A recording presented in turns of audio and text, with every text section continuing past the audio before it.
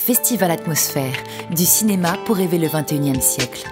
Projections, débats, animations et expériences digitales, parrainés par Michel Spiro et Pierre Richard, du 9 au 14 octobre 2018. Il y a des jeunes étudiants qui veulent devenir médecins, ils n'accèdent pas au concours de médecine, ils partent à l'étranger faire médecine.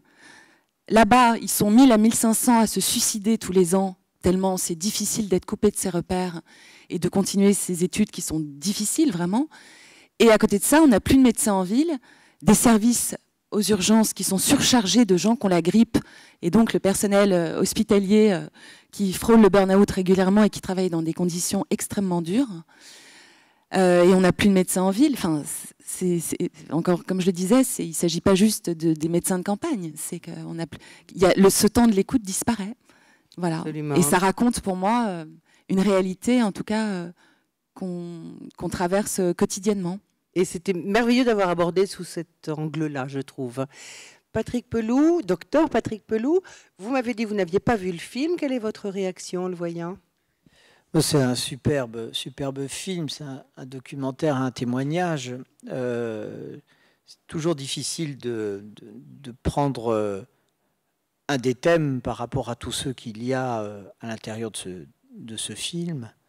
Alors il se trouve qu'en effet, Christian Olivier est un de mes grands amis, donc je ne savais même pas que c'était lui qui avait fait la musique, donc ça c'est très drôle. On se retrouve comme quoi les parcours sont toujours parallèles, quoi. Commencer par quelque chose. La médecine en général. Bon, la médecine, elle est là pour soigner, elle est là pour écouter, elle est là pour accompagner. Son évolution a toujours suivi en fait la société. Avant 1945, les médecins étaient très pauvres, d'accord ? Ils étaient très pauvres. Si on remonte même au XVIIe, XVIIIe, XIXe siècle, les médecins étaient quasiment toujours liés à la religion. Bon. Deux choses intéressantes. Un, la loi 1905 sur la laïcité, ceux qui la défendent le plus, ce sont les médecins. Deuxièmement, ceux qui ont l'idée de créer cet oxymore qui est sécurité sociale en 1945, ce sont des médecins et des corps politiques comme la CGT et le Parti communiste. Bon. Là, la médecine a évolué.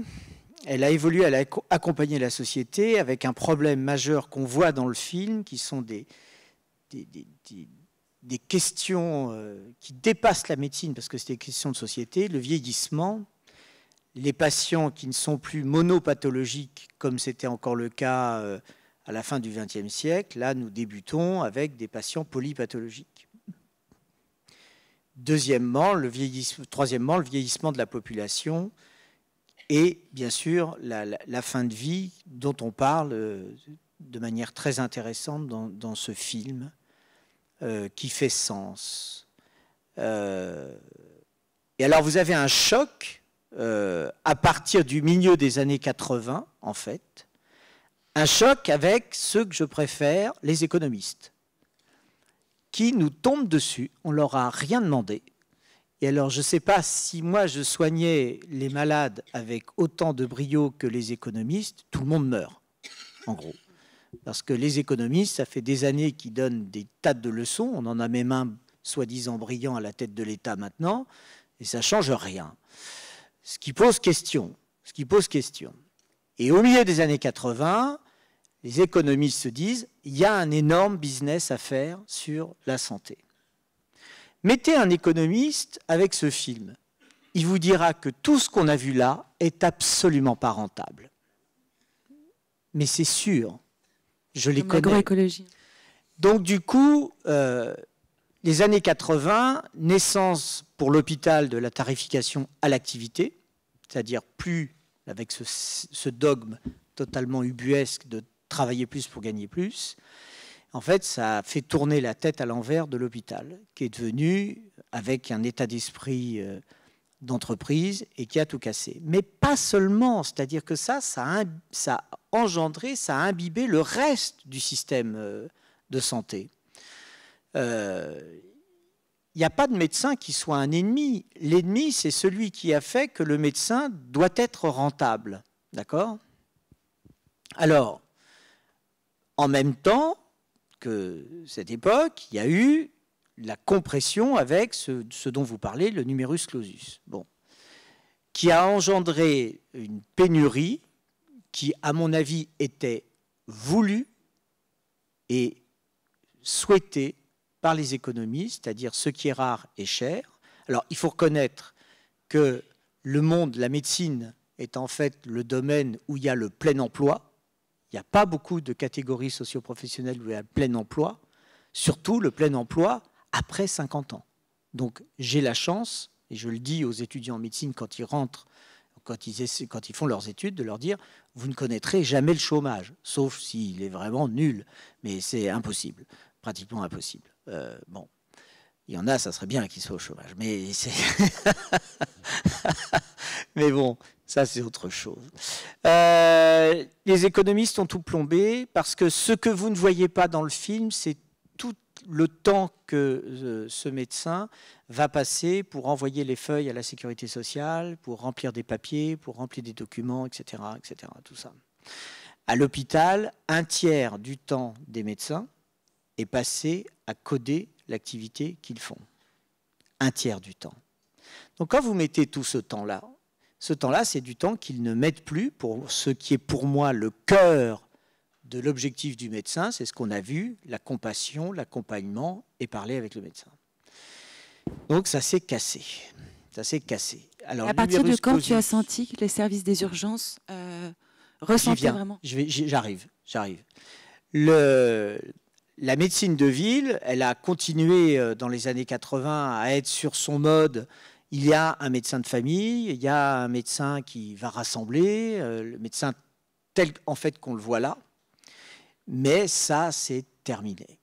C'est terminé parce qu'ils ont été épuisés, parce que les familles ont éclaté, parce que le médecin de famille qui soignait tout le monde, bah, c'est terminé parce que justement les gens ont beaucoup changé, ont beaucoup déménagé, la société a bougé, donc ça c'est quasiment plus possible. Et en même temps que ça, les agences régionales qui s'appelaient avant les agences régionales d'hospitalisation ont cassé, souvent avec le levier d'ailleurs de la médecine libérale, il faut le dire, ont cassé les centres de santé. Ce qui fait que vous avez tout un maillage qui existait avant avec les centres de santé, les centres communaux, etc., se sont cassés. Donc, on a tout cassé. Et le début de ce qui est le miroir et finalement le thermomètre de cet échec de santé publique au sens large, ce sont les urgences. 8 millions de passages en 1988, c'est le chiffre le plus ancien qu'on ait. On est à 23 millions de passages aujourd'hui. 23 millions. On ne peut plus faire face à ce flot. Surtout que ce qu'il faut voir, c'est que dans tous ces flots qu'il y a, parce qu'on a plein de chiffres, eh bien, les malades graves n'augmentent pas. Ce qui veut dire qu'on a une masse de gens qui, il ne faut pas les accuser. Sans arrêt, j'entends des journalistes qui disent les gens n'ont rien à faire aux urgences, sauf les journalistes d'ailleurs. Mais, entre parenthèses, la problématique, c'est que ça fait partie d'une évolution de la société qui s'est dit, mais finalement, les urgences, c'est relativement simple parce que d'un coup, eh ben, il y a tout de suite. Donc, l'idée, pour aller vite et pour parler du sujet, c'est d'un coup d'essayer de faire bouger la médecine générale. La médecine générale, elle doit être comme ça, en fait. C'est son sens. C'est comme ça qu'on l'attend. Le problème, c'est qu'on a créé une spécialité de médecine générale qui est aux mains d'un certain nombre de professeurs de médecine générale qui ne veulent pas entendre ça. Ils ne veulent pas entendre ce discours-là.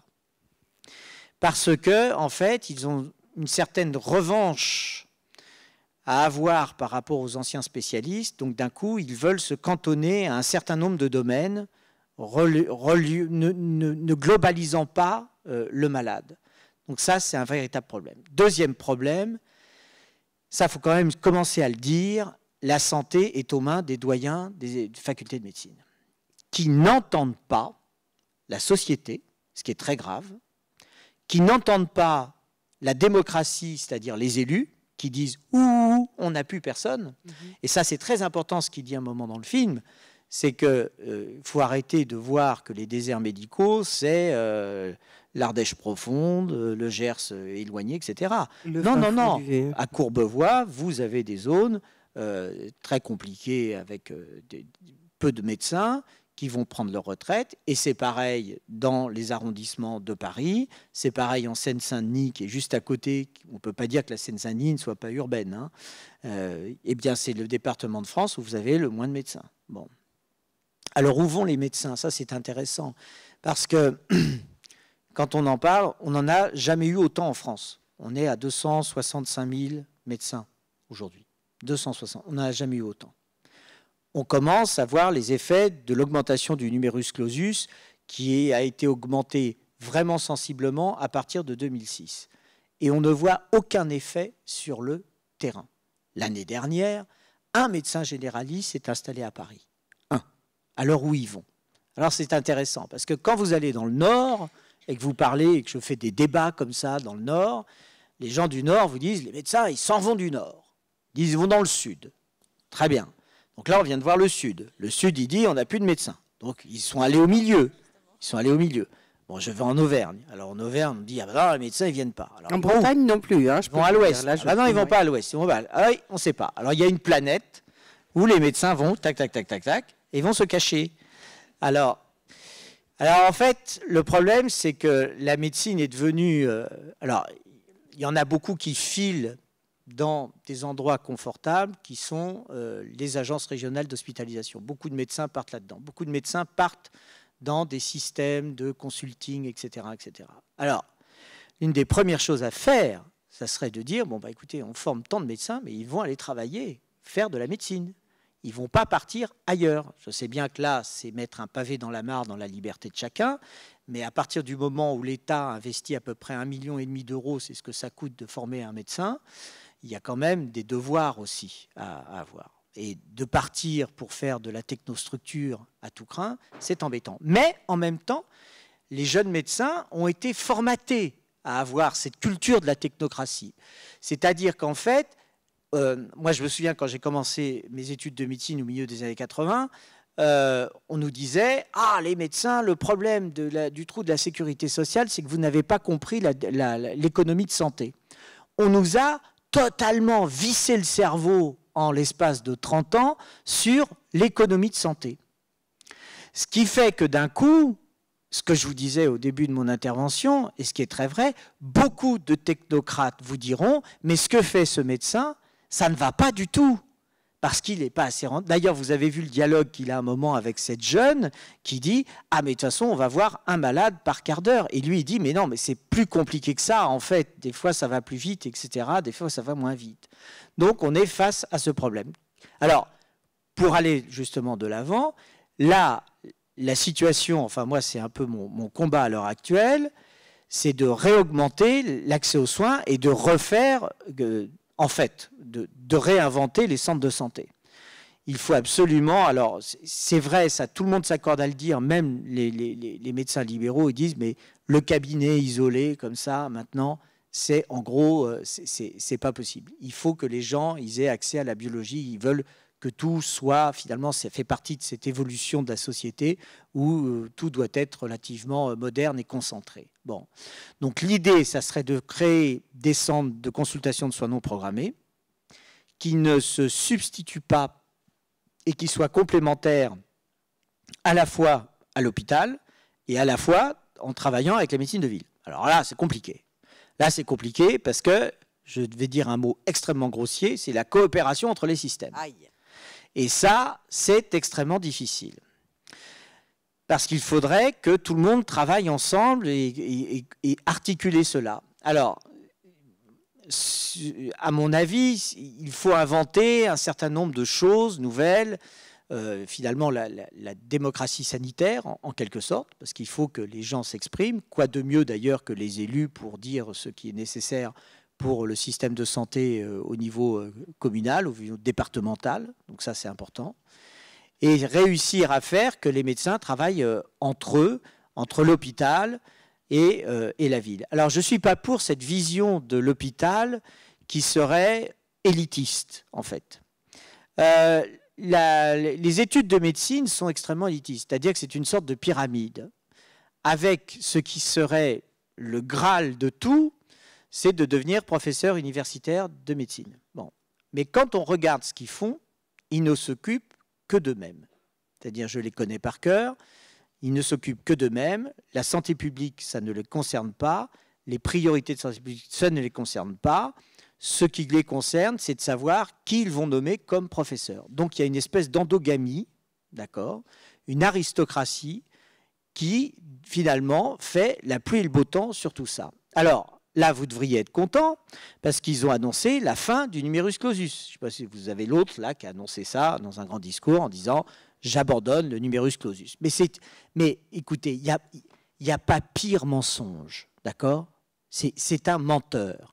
Parce que vous ne pouvez pas dire d'un coup, on part d'une sélection des étudiants totalement débile, entre parenthèses, parce que ça je voulais vous le dire, ce que dit le jeune étudiant à un moment quand il dit maintenant on nous sélectionne par des QCM, vous aviez la littérature médicale qui était extraordinaire, qui était d'une poésie incroyable, et les médecins étaient des personnes qui savaient parfaitement écrire. Très mal, je suis d'accord, mais ils savaient parfaitement écrire, d'accord ? On a perdu ça en l'espace de 5 ans. Maintenant, on coche A, B, C, D, E, c'est facile. D'où la notion de dire que la médecine, ça serait finalement un algorithme. Faites gaffe, ils sont en train de vous préparer les cerveaux, à vous dire, vous serez devant un ordinateur comme quand vous allez réserver un billet à la SNCF, j'ai mal à la tête, oui, non, c'est fort, oui, non, etc. Et vous arrivez à votre diagnostic, vous êtes mort. Bon, le truc est là. Alors, on ne peut pas ne pas sélectionner les étudiants au début des premières années. Donc c'est un mensonge qu'il n'y aura pas de numerus clausus. Et ils se retournent vers les professeurs universitaires en leur disant « faites-nous la sélection ». C'est eux qui ont inventé le numerus clausus. Et ils sont en train de dire « finalement la sélection qui se faisait sur 1 ou 2 ans s'ils redoublaient la première année, on va la faire sur 3 ans ». C'est hallucinant. Et alors, tout le monde a bouffé ça en disant « Ah, c'est génial, on supprime le concours ». Mais ça voudrait dire qu'on va former 60 000 médecins par an ? C'est impossible.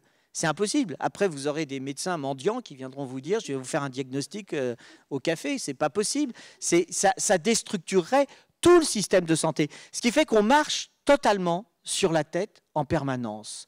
Alors, là, sur les urgences, nous sommes dans une vraie situation de crise. C'est-à-dire que je ne sais pas comment on fait pour éviter plus de faits divers que ce qu'on en entend.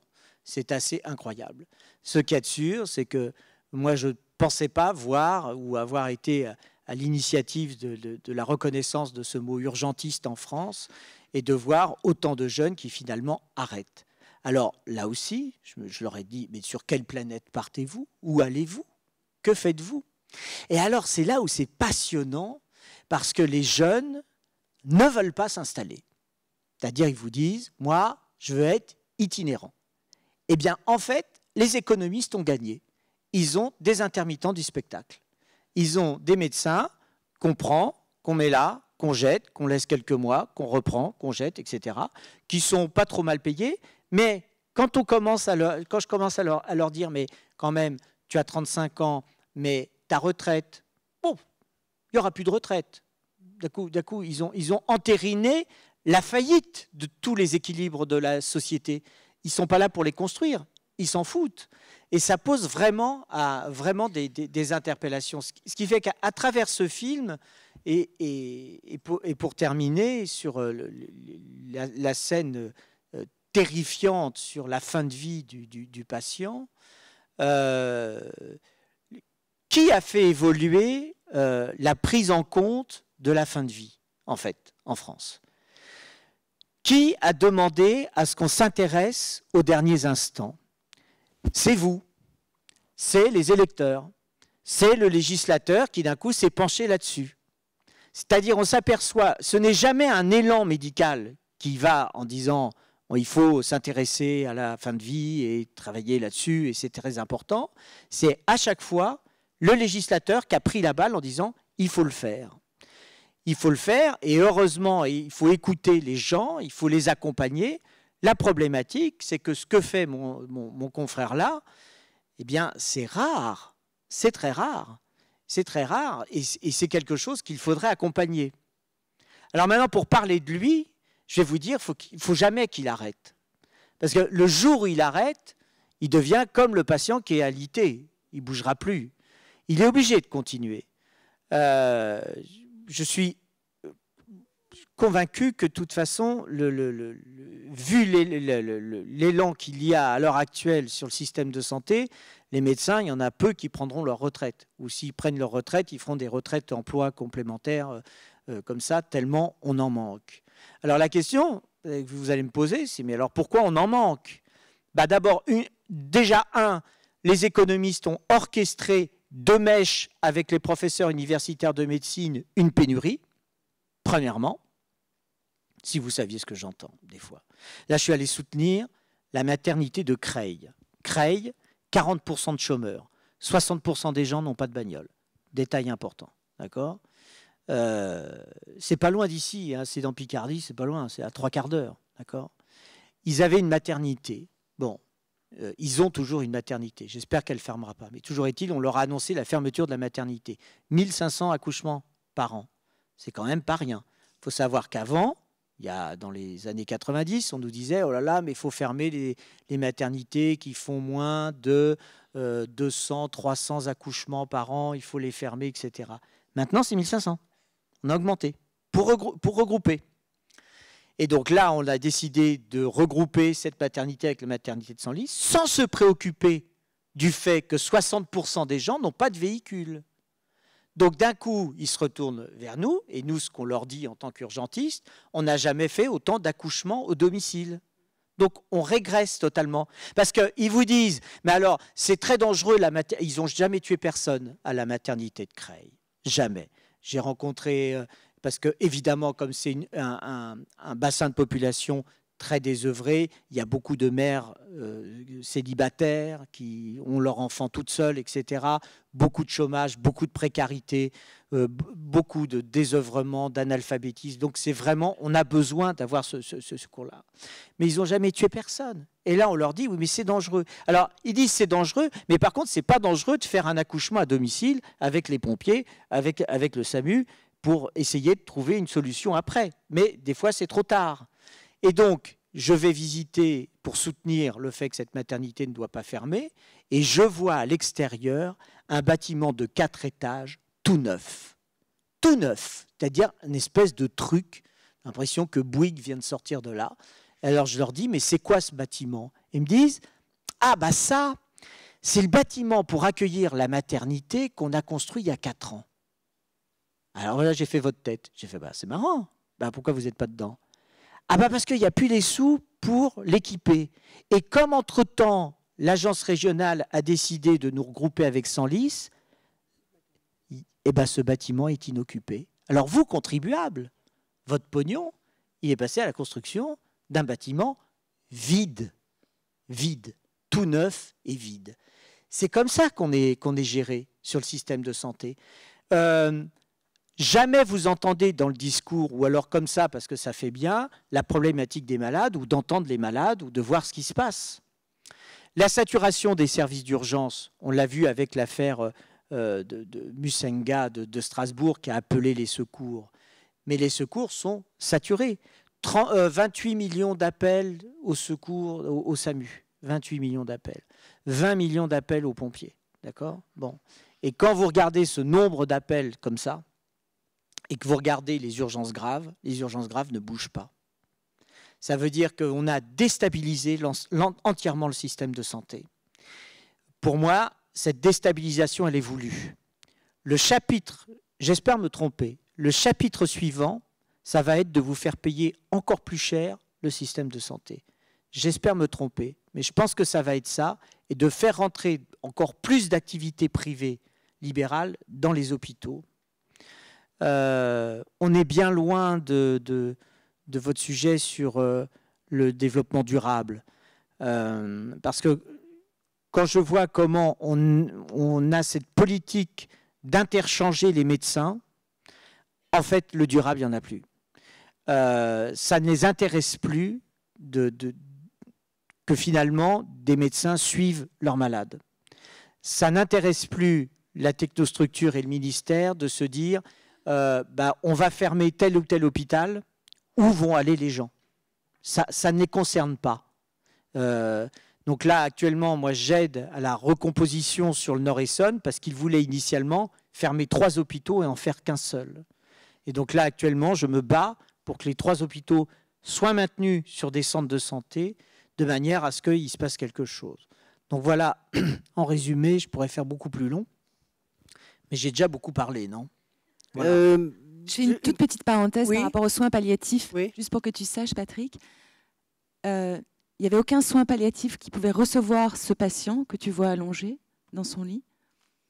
Donc, Raymond Hattuel s'est battu pour instaurer le soin palliatif à domicile, mais il a dû se battre des heures et des heures avec l'administration qui n'autorisait pas en fait ce système. Là maintenant c'est bon, c'est officiel, mais ça a été une bataille. Enfin, il a dû se battre aussi contre l'État en fait, alors qu'il n'y avait pas de place pour recevoir ce monsieur.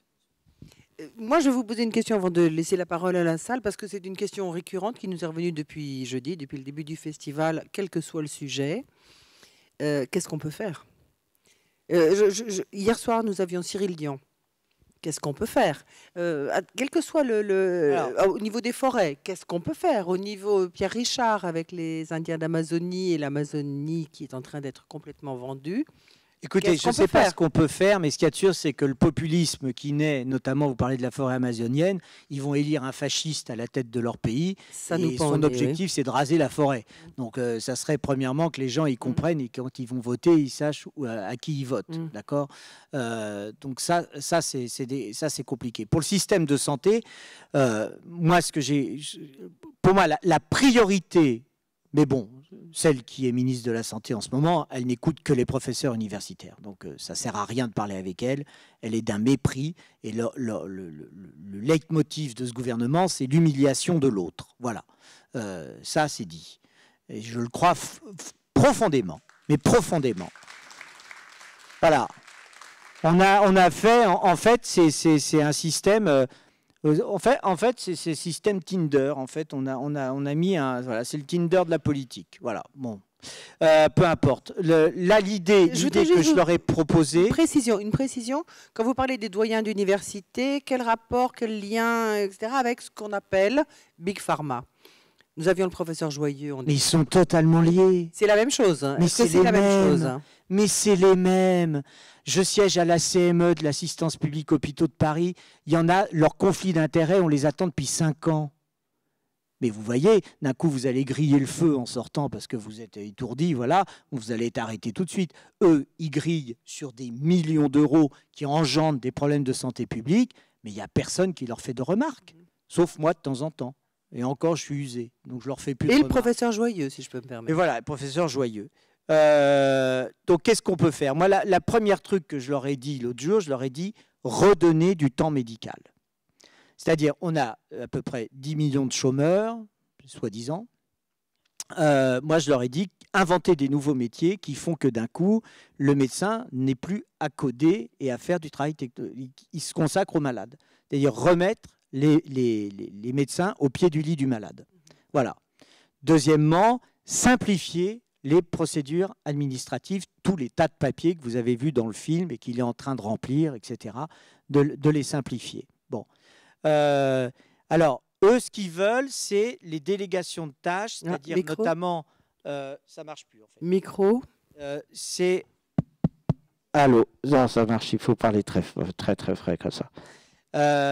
C'est de créer... ce à quoi je ne suis pas forcément contre, c'est que d'un coup, on donne des formations complémentaires aux infirmières de manière à avoir des infirmières de pratique avancée. Moi, je ne suis pas forcément contre cela parce que je crois que de toute façon, les métiers sont faits pour évoluer et plus on apprend, finalement, plus on est utile. Donc, je pense que ça peut être bien. Mais je les soupçonne derrière de vouloir faire des médecins des super cadres qui ne verront plus les malades. Or là, alors là, ça serait la fin de tout. Ça serait la fin de tout. Mais en même temps, alors là, évidemment, là vous allez dire que je suis complotiste, mais quelque part, ça les arrangerait, parce que quelque part, en fait, ce que fait ce médecin, ça coûte très très cher, et ça rapporte pas beaucoup. Parce que pour l'économiste et celui qui va voir, pour lui, ça coûte de l'argent, et l'humanisme n'existe pas. C'est exactement comme l'importance, s'il y a une nappe de pétrole sous la forêt amazonienne, il faudra l'exploiter. Et quand vous leur dites que la forêt amazonienne, c'est le poumon du monde, ils n'en ont rien à foutre. D'accord ? C'est là où il y a vraiment un enjeu absolument essentiel. Et vous dites que vous demandez à des instances de faire quelque chose et de changer quelque chose. Ma question était plus dans le sens, je pense que ça concerne la salle aussi, qu'est-ce que nous pouvons faire? Parce que nous sommes confrontés, enfin le festival sert un petit peu à ça, témoigner, informer, mais le résultat c'est que il se passe des choses horribles partout. Nous nous sentons vraiment impuissants. C'est un des titres de chansons de Patti Smith, c'est le pouvoir est au peuple.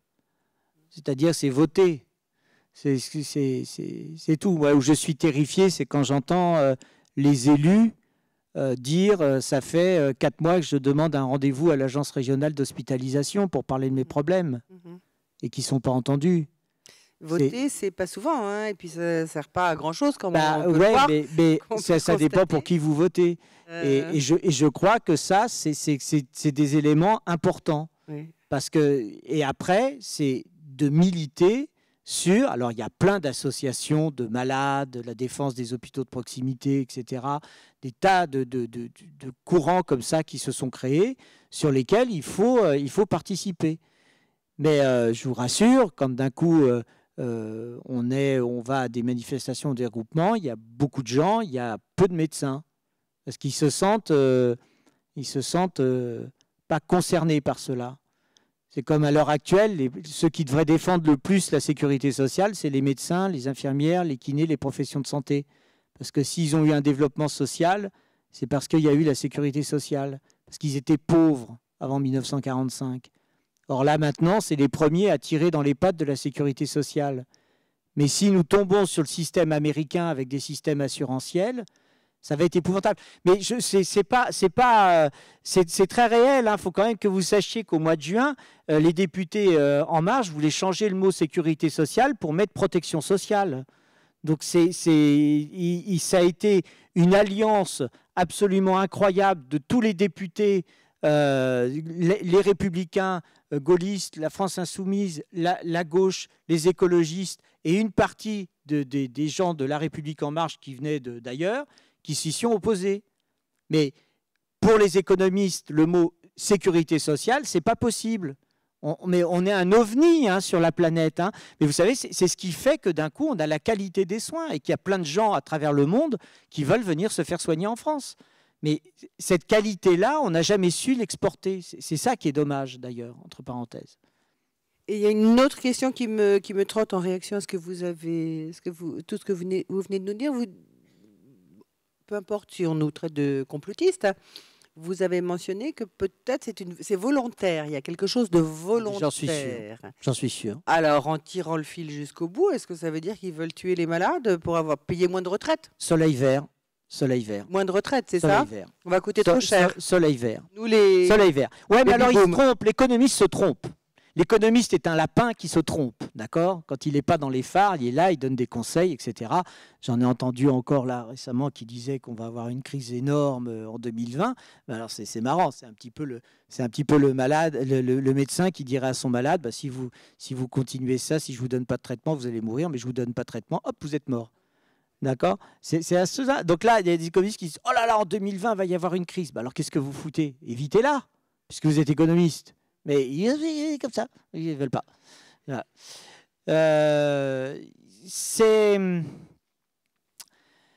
Comment dire? C'est voulu, ouais. Il y a un truc qui est voulu. Il y a un truc qui est voulu. L'objectif. Et quand il y a eu la canicule de 2003, il y avait eu des papiers, parce qu'il y avait eu quand même 20 000 morts. Alors le gouvernement avait tout fait pour cantonner la canicule à quelques jours, à diminuer les jours, etc., pour dire qu'il y avait 15 000 morts. En fait, il y a eu des études très sérieuses qui ont été faites par des gens de l'INSERM, etc. La canicule de 2003 a tué 20 000 personnes en France. 20 000. 20 000. D'accord? Juste un chiffre, moi, dont je me souviens, c'était le lundi 9 août. Il y a eu plus de morts dans Paris qu'il y en avait eu dans les bombardements pendant la Seconde Guerre mondiale en une nuit. D'accord? Il n'y avait jamais eu une nuit qui avait fait autant de morts. D'accord? Donc, c'est pas rien. Et c'est la première crise écologique qu'on ait eu, cette canicule. Eh bien, il y avait eu des papiers disant « Ah bah, on va avoir des excédents sur les retraites avec tous ces morts. » Ce qu'ils avaient dit. Là, ils avaient dit ça. Deuxième truc qu'ils avaient dit qui était intéressant, ils avaient dit « On va résoudre une partie de la crise du logement. » Ta-da-da. Eh bien, ça a été ni l'un ni l'autre. Voilà, encore trompé. Et en allant un peu plus loin, dans les textes du transhumanisme, la philosophie transhumaniste inclut très clairement d'éliminer au moins un tiers de l'humanité parce qu'on est trop nombreux. Donc, voilà, donc oui, ils l'ont écrit. Hein, je ne fais que... Oui, Hitler aussi le disait. Oui, c'est vrai. On va vous laisser la parole. Hélène, vous voulez réagir? Non. Quelqu'un vous souhaite poser des questions? Oui, madame, au plein milieu. Juste au milieu. Gardez la main levée, s'il vous plaît, pour qu'on vous trouve. Merci. Le micro arrive.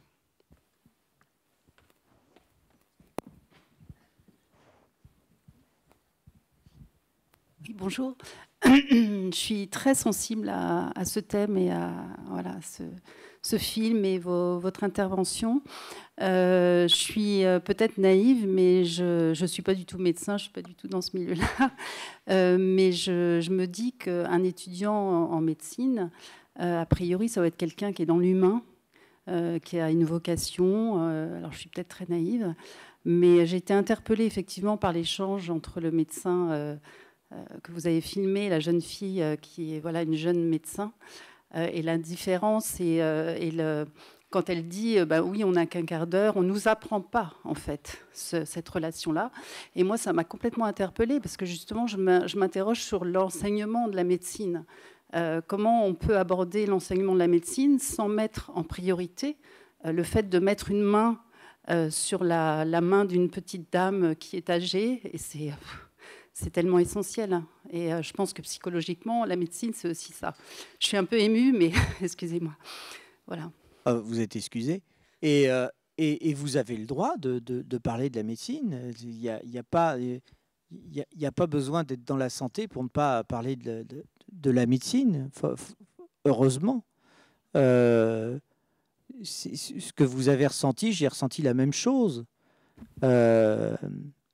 Mais dans leur étude, dans leur cursus de formation, les étudiants sont formatés à cette espèce d'économie de la santé. Donc, ils ont des stages de 4 mois, donc on leur apprend déjà à être interchangeables, voyez, d'un coup. Ils n'ont pas... certaines spécialités ont organisé des parrains, mais c'est des parrains qui sont là pour faire du coaching, pour leur dire, il faut que tu sois le meilleur pour devenir professeur. C'est pas tu seras le meilleur parce que tu seras humaniste, parce que tu vas bien t'occuper de ton malade, parce que tu vas y faire attention, etc. On est entre nous, mais c'est vrai que moi, qui travaille au SAMU de Paris, des fois, je fais partir des équipes sur quelqu'un qui vient d'avoir un arrêt cardiaque et il est mort.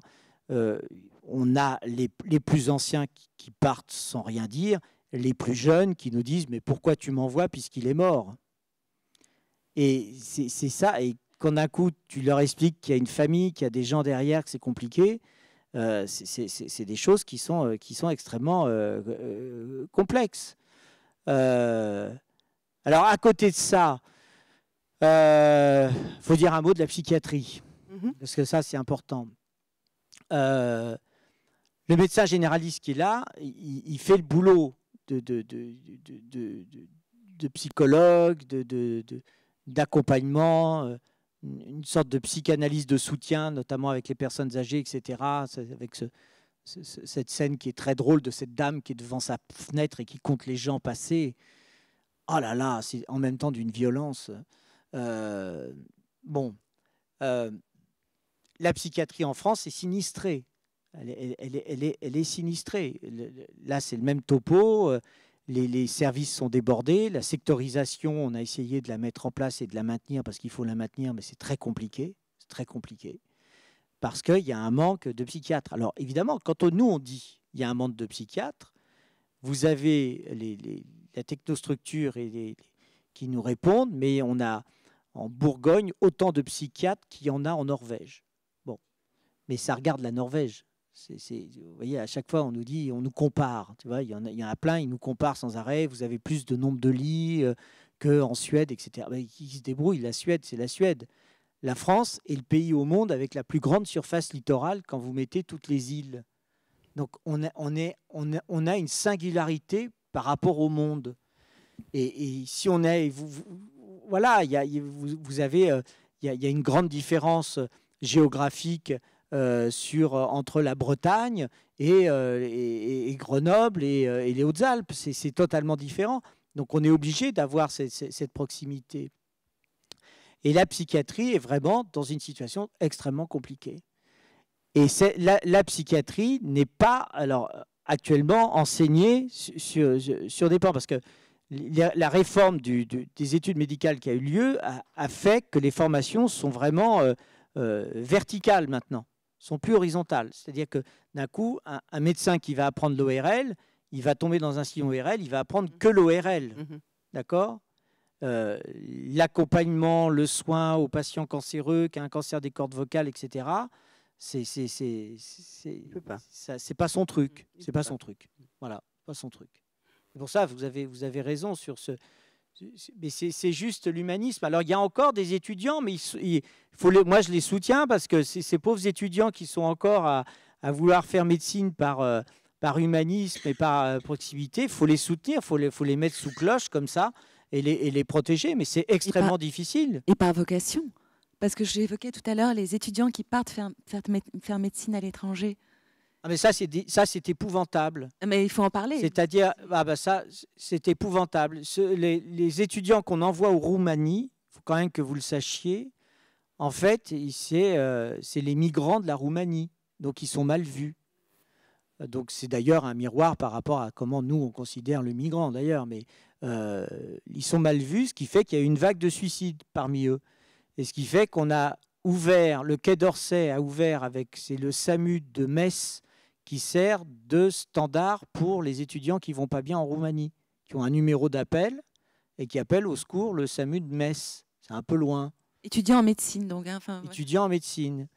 La Belgique, avant, il y avait la filière belge, donc les étudiants français partaient en Belgique. La Belgique a mis fin à cette filière parce que ça créait trop de médecins qui restaient après en Belgique. Et est-ce qu'un médecin formé qui a fait ses études en Roumanie peut revenir en France et s'installer en France avec les mêmes droits qu'un médecin formé en France ? Oui, parce que la Roumanie fait partie de l'Europe.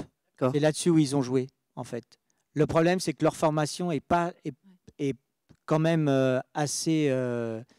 Enfin, il y a des trous dans la formation. Ouais. Ils doivent repasser des équivalences. En plus, ils ont cette pression, je crois. Non, alors les équivalences, ça dépend sur quelle spécialité. Ça dépend de quelle spécialité. Les généralistes. En fait, voilà, parce qu'en fait, c'est les accords européens.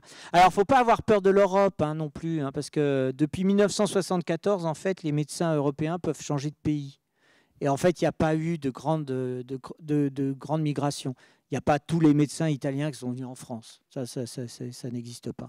Il y en a quelques-uns, c'est souvent pour des rapprochements affectifs, on va dire. Bonsoir. Bonsoir.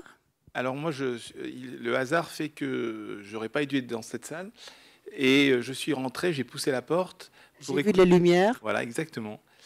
Et pourquoi ? Parce qu'effectivement, ce sujet m'intéresse, puisque moi-même, je suis médecin généraliste. Alors, je voulais un peu témoigner et puis donner un petit peu mon sentiment sur plusieurs choses qui ont été abordées. Ça fait 25 ans que j'exerce dans une ville voisine en tant que médecin généraliste. La première chose, c'est que je trouve que le documentaire, le film que vous avez fait, madame, est un film qu'il va falloir montrer. Et je pense que le nombre de gens qui sont là témoigne du fait de l'intérêt que les gens ont pour notre profession et le rôle que nous avons. Donc bravo. Patrick est là aussi. Hein. Oui, je segmente l'intervention et si vous me permettez, je vais dire un petit peu la chose. Donc ça, c'est votre témoignage et le travail que vous avez fait auprès de ce confrère est un travail remarquable parce que vous traitez quasiment l'ensemble du sujet. Et effectivement, je pense que, comme l'a dit Patrick Pelloux, le côté administratif est un petit peu chanté, mais je pense que c'est compliqué pour vous de tout aborder. Oui, je ne l'ai pas monté. La deuxième chose, je voulais rebondir par rapport à ce qu'a dit cette dame qui est intervenue avant moi. Il faut savoir, madame, que le métier de médecin, ça ne s'apprend pas forcément à la faculté et qu'il faut du temps pour apprendre ce métier. C'est-à-dire que je n'exerce pas de la même façon que quand je me suis installé et que c'est la connaissance de l'autre, le temps que j'y ai passé qui fait que je vais beaucoup plus vite et que la pertinence, j'espère en tout cas pour les patients qui viennent me voir, j'apporte une compétence que je n'avais pas il y a 25 ans. Donc ça, et cette jeune femme, elle a répondu de manière naturelle, parce que quand on passe par le cursus tel qu'il est aujourd'hui, eh ben, en fait, on est des étudiants pour lesquels l'examen clinique est un peu chanté, c'est-à-dire qu'on ne fait pas d'examen clinique. J'ai une jeune petite cousine qui est en 4e année de médecine dans une faculté de Paris, et qui me raconte à quoi elle est cantonnée, puisqu'elle est en 4e année de médecine, et en fait, elle est cantonnée à remplir des bons de transport pour la sortie d'hospitalisation. Et quand je lui demande, mais qu'est-ce que tu as fait dans ta journée? Et ben on m'a dit, il faut que je fasse ça. Et je lui dis, écoute, n'hésite pas à aller te planquer, fais ton job, et n'hésite pas à aller te planquer et d'aller examiner les patients qui sont dans un lit. Ils seront d'abord très contents parce qu'ils s'ennuient dans la journée. Et c'est comme ça que tu vas apprendre ton métier. Donc il faut du temps. Et voilà. L'autre chose que je voulais vous dire, c'est qu'effectivement, on est tous concernés par ce sujet. Et effectivement, toute la population qui est ici, et celle que vous rencontrerez, doit effectivement s'investir, et notamment par rapport aux élus, et notamment l'élu qui nous représente et le député. Le député, il a quand même un rôle, puisque c'est lui qui vote les lois, et c'est lui qui influence un peu sur les choix. Maintenant, je vais aborder le sujet tel que moi je le vois, qui est sensiblement différent de celui de Patrick Pelloux. Je suis d'accord sur... Je me permets de te tutoyer, hein, même si on ne se connaît pas. Je suis d'accord sur un ensemble d'éléments que tu as donnés, puisqu'effectivement, on est à peu près la même génération. Je ne suis pas d'accord sur la façon, au final, comment tu vois la finalisation de la transformation qui est nécessaire. Tu prônes, et je le sais depuis très longtemps, les soins en dispensaire. Je crois qu'il y a de la place pour tout le monde et chacun doit avoir la possibilité de choisir ce qu'il veut. Aujourd'hui, il faut que vous sachiez que oui, on est probablement à l'aube d'une augmentation de la tarification des honoraires, des actes. Il faut savoir que par rapport à la moyenne en Europe, les honoraires des médecins sont extrêmement faibles.